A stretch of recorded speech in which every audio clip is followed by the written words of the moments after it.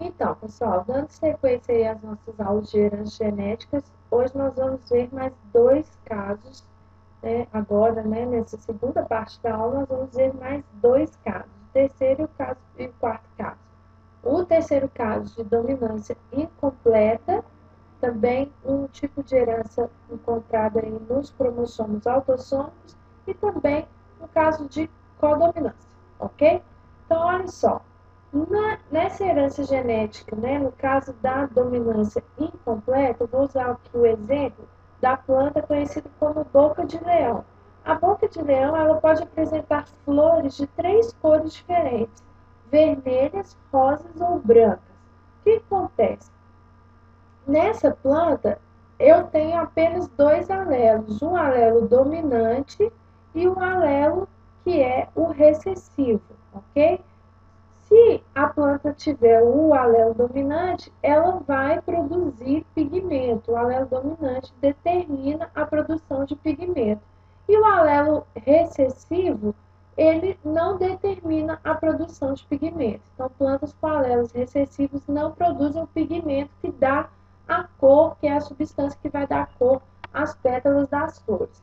Então, o que acontece? Eu tenho três genótipos possíveis: o homozigoto dominante, vezão, vezão, o heterozigoto, vezão, vezinho, e o homozigoto recessivo, tá? Vou escrever esse V aqui de outra forma, assim fica melhor, né? Para vocês identificarem o recessivo e aqui o dominante. Então, olha só, quando a planta tem o alelo que é dominante, ela vai produzir o pigmento vermelho. Então, se a planta é duplo homozigoto, né, duplo dominante, é homozigota dominante, ela vai ser vermelha, ok?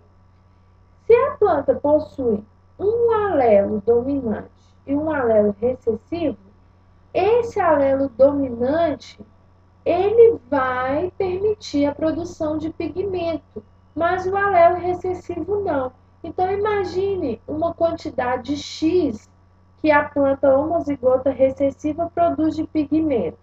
No caso da dominância incompleta, se a planta tem apenas um alelo dominante, ao invés dela produzir X de pigmento, ela vai produzir X sobre 2. Por quê? Porque um alelo determina a produção de pigmento, mas o outro não. Então, ela produz a metade da quantidade de pigmento necessário para colorir as pétalas. Assim, as pétalas apresentam uma cor um pouco mais fraca, que é a cor rosa. Já o terceiro genótipo, em que a planta tem os dois alelos recessivos, ela não vai produzir quantidade nenhuma de pigmento. Então, a flor será branca. Então, no caso da dominância incompleta, o gene dominante sempre expressa.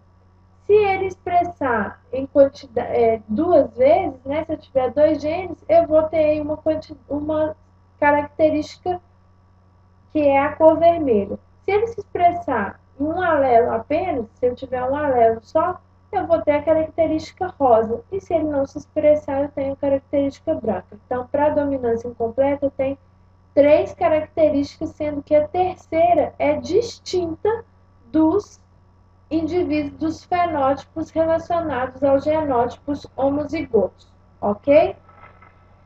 No quarto caso das nossas aulas sobre herança, nós vamos ver a codominância. A codominância, ela está presente, por exemplo, no sistema MN, né, do sangue de humanos.